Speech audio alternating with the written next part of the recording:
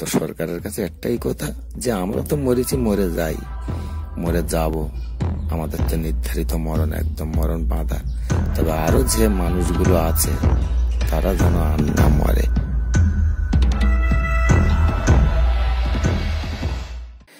আমরা বাঁচতে চাই, আমরা মরতে চাই না। আমাদের বাঁচাও, যে কোনো ভাবে হোক। আমরা কিছুদিন তো বাঁচি, আর যে কটা দিন বাঁচি আমরা মরি, কিন্তু এত কষ্ট পেয়ে না মরে, আমরা সুচ্ছালে মরি। আমাদের মারা হোক, কিন্তু সুচ্ছালে মারা হোক। এই কোষাই কি বলে, সিলিকোসিস রোগ, এইটা কিন্তু ওখান থেকে লিখেছে। এবারে জিজ্ঞাসা করা হল যে ডাক্তারবাবু সিলিকোসিস রোগ মানে কি, সিলিকোসিস রোগ মানে কি? তো সিলিকোসিস রোগ মানে কি বলতি, বলে সিলিকোসিস মানে লাংসের ভেতরে যেটা ফুসফুসে বলে, ওই ফুসফুসেটা বেলুনের মতন হাওয়া টানে, হাওয়া টেনে টানে ওর মধ্যে পাথরের গুঁড়ো ঢুকেছে। তা ডাক্তারবাবু পাথরের গুঁড়ো ঢুকেছে, ও কি কোনোভাবে বের করা যায় না? তা বলে না, ওর মধ্যে কোনো ছুরি কাঁচি চালানো যায় না, ওর মধ্যে থেকে বের করা যায় না, ও বেরোনি হয় না। তা ডাক্তারবাবু তাহলে কি হবে, আমরা কি মরে যাব? তা বলে সেটা তোমাদের কপালের ব্যাপার। তো তোমরা কি কোথায় এত পাথরের ডাল ঢুকে, তোমাদের কোথায় থেকে কি ব্যাপার হয়েছে? তো তখন বলে যে আমরা আসানসোল থেকে একটু ভেতরে, কারখানা তো অনেকগুলো ওখানে চলতো। তোমার দেখা গেল রানীগঞ্জ চলতো, আসানসোল চলতো, দেন্দুয়া চলতো, রাঙামাটি চলতো, ঠিক আছে, অনেকগুলো কারখানায় কাজ হতো আর কি। এবার তো হবার পরে বলে এইসব কারখানায় আমরা কাজ করি।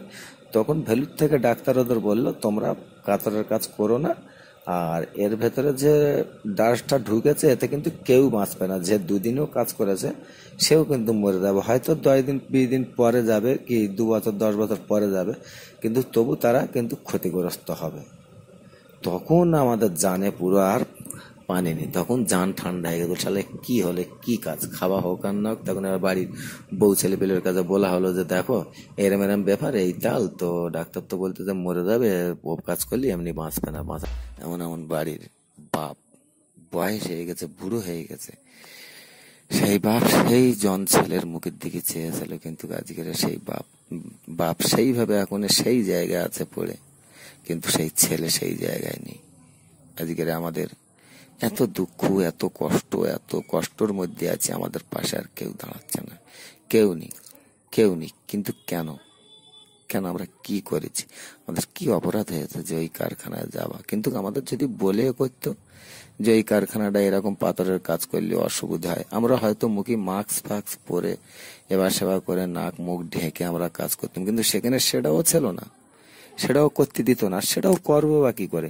এমনি যদি মুখ নাক এমনি দম লেগে যেত, ওই পাথর যখন নাকের মধ্যে যেত, একটা এনাক থেকে একটা করে এরম করে যখন করতাম, তখন এনাক থেকে একটা ঢিলপানা বাইর হতো, নাক থেকে একটা ঢিলপানা বাইর হতো। এবার ওই মুখে যখন কাপড় বাঁধতাম তখন অলরেডি দম লেগতো, আর ও খুব কোদালি কপানো কাজ, পাথর ভাঙা কাজ, এমনি এত শ্বাসকষ্ট হতো, ওটা মুখে কাপড় রাখাও যেত না নিজেরা। তাহলে সেই জায়গায় কেন এইভাবে ডেকে মানুষগুলোর শেষ করে দেওয়া, অথচ মেরে ফেলা কেন? কি করেছি আমরা? আমাদের কি অপরাধ, কি মানুষের জন্ম নেওয়ার? আজকে আমাদের এইভাবে মৃত্যুর মুখে ঠেলে দেওয়া হলো। তো আমরা বারবার করে সরকার যে সরকারে রয়েছে, আর এখন কত নেতা লিডার সরকারে যে রয়েছে, তার কাছে আমাদের একটা অভিযোগ যে অন্তত ওই কারখানাগুলো, আমরা তো মরেছি, আমরা ধরো এই 220 জন 220 জনই মরে যাবে, এই পর্যন্ত প্রায় 31-32 জন মরে গেছে, আরো বাকি যারা আছে তারা মরে যাবে। তো সরকারের কাছে একটাই কথা যে আমরা তো মরেছি, মরে যাই, মরে যাব, আমাদের তো নির্ধারিত মরণ, একদম মরণ বাঁধা।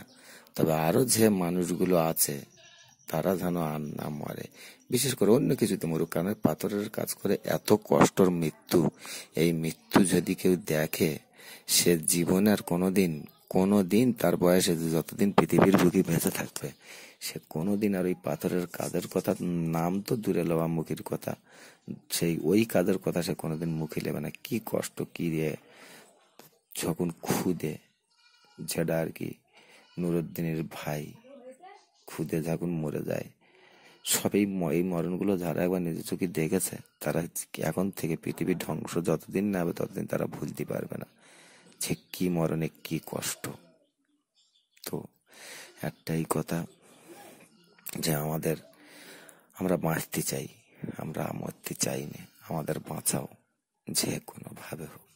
আমরা কিছুদিন তো বাঁচি, আর যে কটা দিন বাঁচি আমরা মরি, কিন্তু এত কষ্ট পেয়ে না মরে, আমরা সুচ্ছালে মরি। আমাদের মারা হোক, কিন্তু সুচ্ছালে মারা হোক। এই কসাই কারখানাগুলো বন্ধ করা হোক। যে কারখানায় মানুষ কাটা হয়, যে কারখানায় মানুষের ডেকে মানুষের বাড়ির থেকে পয়সার আশায়, পয়সার লোভ দেখিয়ে ডেকে করতে। এখন তো আমরা মনে করতে যে আমরা যেভাবে গ্রামে ছিলাম, যেভাবে মাটি কেটে খাচ্ছিলাম, যেভাবে জোগাড়ের কাজ করে খাচ্ছিলাম, সেইভাবে তখন কাজও হতো না। একদিন হতো, তার 10 দিনের মাথায় একদিন হয়তো হতো। সেই পেটের দায়ে আমরা গিয়েছিলাম। কিন্তু আমরা তো ভাবি, এখন তো আমাদের ভুল ভেঙে যে আমরা এই যদি না খেয়ে যদি ভেঙে তখন তো 4টা হাড় বেঁচে থাকতো। এখন গায়ে তো সে হাড় গোনো এদের সাথ যাচ্ছে না। কি করবো আমরা, কোথায় যাব? আমাদের বাঁচাও, আমরা বাঁচতে চাই, আমরা বাঁচতে চাই, আমাদের বাঁচাও। আমাদের এইভাবে মেরে দিও না, মেরে দেওয়া ঠিক। তো যে কথা ছিল, আমাদের আন্দোলন যে জায়গায় ছিল, তো আন্দোলনটা কি করে আমাদের তৈরি হলো? আন্দোলন আস্তে আস্তে করে আমরা একজোট হতে লাগলাম। ধীরে ধীরে একজোট হয়ে ওখান থেকে ফিরে আসার পরে যখন একের পর এক সবাই মরে যায়, আমরা তখন গ্রাম পঞ্চায়েতকে জানাই যে এইভাবে মরে যাচ্ছে, আমরা তো চিকিৎসার পয়সা জোগাড় করতে পারছি না, তোমরা কিছু করো। ওরা বলে তোমরা কাজে গেছো, কাজ থেকে গেছো, ওটা তোমাদের ব্যাপার। তোমরা কাজ করে যত টাকা আয় করো সেই টাকাগুলো লাগাও, সেই টাকাগুলো খরচা করো। তোমরা কাজ করে যে করেছো সেইগুলো তোমরা তোমাদের কাজে লাগাও, ওতে আমরা নেই, ওতে আমরা জানি না, আর আমরা 1 টাকাও দিতে পারবো না। তো তখন আমরা বলি আমরা তো একটা দেশে বাস করি, আমরা একটা দেশে বসবাস করি। তো আমরা যে দেশে বাস করি আমরা তো ভারতের নাগরিক। তাহলে আমরা ভারতের নাগরিক, তাহলে আমাদের কি হবে? আমাদের জন্য সরকারও কি কিছু করতে পারবে না? তাহলে না, এসব জীবনে কোনোদিন এরম হয় না, আর হবে না। এরকম কিছু হয় না। সরকার দেখবে কেন তোমাদের? তোমরা কি আয় করে পয়সা সরকারের দিচ্ছ? আমরা বলি তো তাই হয়তো হবে। যাক, ওইভাবে আমরা মরি, আমরা গরিব হয়ে জন্ম হয়েছে, এইটা আমাদের মৃত্যু ছাড়া কিছু করার নেই, আমাদের মরতেই হবে। তো তারপরে আমরা আস্তে আস্তে বলি দেখো, আমরা অনেক লোককে দিলাম, যেমন আদিবাসী পাড়ায় থেকে, মন্ডল পাড়ায় থেকে, মুসলিম পাড়ায় থেকে সবাই আমরা গেছিলাম। তো আমরা সবাই একদিন বসে ছোট করে একটা মিটিং করলাম। মিটিং করে বলি যে দেখো, আমরা তো একের পর এক সবাই তো মরে যাচ্ছে, তো মরে যাবার পরে তো আমরা তো গ্রাম পঞ্চায়েতের কাছে গেছি, পঞ্চায়েতে এই কথা বলেছে যে সব জীবনে কিছু হয় না, ওসব তোমরা কিছু করতে পারবে না, তোমাদের কিছু করার। আমরা বলি কেন, তা তোমরা দেখবে না? তা বলে না, আমরাও দেখবো না। তো কি করা যায়? এতে করে আমরা বলি না, হয় না, চলো হাঁটাও। বলে আমরা সবাই, আদিবাসীরা, মন্ডলরা, মুসলিমরা সবাই মিলে আমরা এক জায়গায় জয়েন্ট হলুম। জোগাড় হয় গুটি কত লোক, ওই তখন খুব জোর হলেও 15 থেকে 20 জন, 15-20 জন আমরা অ্যাডজাস্ট হয়ে একটা মিটিং করি। মিটিং করার পরে বলি যে এর জন্য তো তো আমাদের দেবে না, তাহলে আমরা কি করব? আমরা কি মরে যাবো? তখন ওরা বলে তাহলে চলো না কোনো জায়গায় যাই। বলে আমরা তারপরে আরো আমাদের সাথে দেখি আরো কিছু লোক জয়েন্ট হয়। তো এরকম করতে আমরা মিটিং মিছিল যখন করার পরে আরো কিছু লোক জয়েন হতে প্রথম আমাদের জয়েন্ট হতে প্রায় 54 জন মতন লোক ছাপাই করেছি। আমাদের জয় হবার একমাত্র মূল্য আমরা অল্প থেকে বেশি হয়েছি, বেশি হয়ে জয় করেছি। তো আমার কাছে কথা হচ্ছে, শ্রমিকের কোনো রং হয় না, শ্রমিকের কোনো জাত হয় না। আমরা গরিব, আমাদের জাত একটাই যে আমরা গরিব। কিন্তু আমরা গরিব কেন? আমাদের গরিব অবস্থায় রেখেছে কে?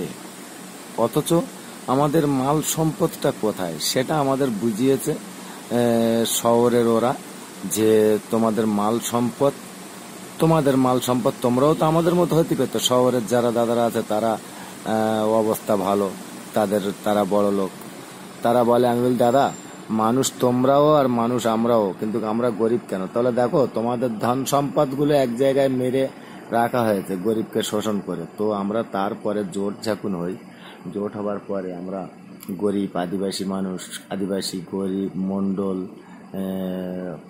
প্রত্যেকেই যত খেটে খাওয়া মানুষ আমরা প্রত্যেকেই শ্রমিক। আমরা তারপরে জোট হবার পরে তারপরে আমাদেরটা এখন আমরা আদায় করছি, আমাদের আদায় করছি। তারপরে আমরা এখন আমাদের সেইটা বুঝে আমাদের জ্ঞানে এসে যে হ্যাঁ, মানুষ সবাই একজোট হলে অনেক কিছু করা যায়। মানুষ সব গরিব মানুষ যদি গরিব মানুষ যদি মনে করে বড় লোকের কিন্তু উল্টিয়ে দেওয়া যায়, কিন্তু বড় লোক কিন্তু আমাদের কোনোদিন উল্টে পারবে না। ঠিক আছে, তো আমাদের ক্ষমতা আছে আমরা উল্টে দেখি, তবে আমাদের ক্ষমতা আমরা কিন্তু সবাই দলবদ্ধ হয়ে এক হইতে হবে। এক না হবার পরে এক যদি আমরা না হই, আমরা কিন্তু কোনো দিন ওদের বিরুদ্ধে রুখে যদি না দাঁড়াই, তাহলে আমাদের কিন্তু কোনো দিক থেকে জয় হবে না। আমাদের আস্তে আস্তে এইভাবে পাত তলায় দিয়েই পিষে যাবে চিরটা জীবন। আমার পিষে যাবে, আমার ছেলের পিষে যাবে, আমার নাতির পিষে যাবে, আমার পুরো গরিবটাই পিষে যাবে ওরা। আজকে আমার পিষলো, যেমন আমার বাবার পিষেছে আমার পিষতেছে, আবার আমার পেশপে আমার ছেলের পাত তলায় দেবে, ছেলের পাত তলায় দেবে, নাতির পাত তলায় দেবে। আমরা যদি এক হয়ে থাকি, ওরা কিন্তু এই পাত তলায় দেবার এই সাহসটা পাবে না। তো আমাদের কি করা দরকার? ওদের বিরুদ্ধে রুখে দাঁড়ানো দরকার, যে আমরাও মানুষ, আমরা গরিব মানুষ না শিল্প গড়লে শিল্প হয় না। আর সেই শিল্পের ওপরে তারা বসে আমাদের যে আজকে হুকুম চালাবে, আমাদের যে কুত্তার মতো করে রেখে দেবে, আমরা কোথায় কি করে বাঁচব? তো এক কথাই সবার কাছে আবেদন, যেখানে যে জায়গা থেকে আমার গলদার গ্রামে আমরা অনেক কিছু একতা হয়ে অনেক কিছু করতে পেরেছি। আমরা আন্দোলন করে অনেক কিছু করতে পেরেছি। সবসময় এইটাই মাথায় রাখতে হবে, আন্দোলন ছাড়া কিন্তু কিছু কোনো দিন পাওয়া যায় না। যে বাচ্চা এমনি কোনো একটা বাচ্চার ধারণা দিয়ে বলি, কোনো একটা বাচ্চা যদি হেল্লায় শুয়ে যদি সারাদিন ঘুমোয়, তার মা কিন্তু তার দিকে ফিরে চাবে না, তার মা কিন্তু ছুটে এসে তার কিন্তু দুধ খাওয়াবে না। আর বাচ্চা যদি একটু চিল্লিমিল্লি করে, তারপরে তার মা হাতের কাজ ফেলে রেখে ছুটে এসে বাচ্চার মুখে চুমু দেবে, বাচ্চার দুধ খাওয়াবে। তো আমরা চুপচাপ ঘুমিয়ে আছি, আমাদের ঘুমিয়ে থাকাটা ঠিক না। আমাদের এই মুহূর্তে এখন আমাদের জেগে ওঠার যে সময় এসে গেছে, এখন আমাদের জেগে উঠতে হবে। কারণ আজকের আমরা জেগে নেই বলে, আজকের আমরা ঘুমিয়ে আছি বলে সবাই কিন্তু সবার কাজ করে যাচ্ছে, শুধু আমাদের কাজটা হয় না। আমরা গরিব, আমরা খেটে খাওয়া মানুষ, আমরা শ্রমিক, আমাদের কাজ হয় না। কিন্তু আমরা যদি জেগে উঠি, ওই মা যে বললুম, ওই মা যে ছুটে এসে যে দুধ খাবিয়ে গেল, আমরা জেগে উঠে একবার যদি ক্যাঁ করে উঠি, তারপর ওরা দুধ দেবে না, তো তার আগে না। তুমি সেইটাই ভেবে রাখো, আমাদের শিশু মনে করে রেখেছে ওরা আমাদের মা হয়ে ওরা অ্যাশ করে বেড়াচ্ছে। আর তোমার আজকের এই কষ্ট। তো আমি প্রত্যেক খেটে খাওয়া মানুষের কাছে, প্রত্যেক শ্রমিকের কাছে বলছি, আমাদের মতন হয়ে চলো। আমরা যেরকম আন্দোলন করছি এরকম আন্দোলন করো। আন্দোলন ছাড়া কিচ্ছু হবে না। সরকার আমরা তৈরি করি, সরকার আমাদের তৈরি করে না।